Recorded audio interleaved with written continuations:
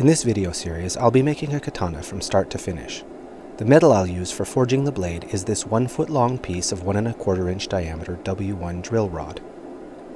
Here's a little gauge I made for measuring the width and thickness of the bar as I forge it out. The dimensions are 26 mm by 10 mm. Following the Japanese forging technique, I keep the surface of the anvil wet throughout the entire process in order to clean away the burnt scale and prevent it from being beaten back into the piece.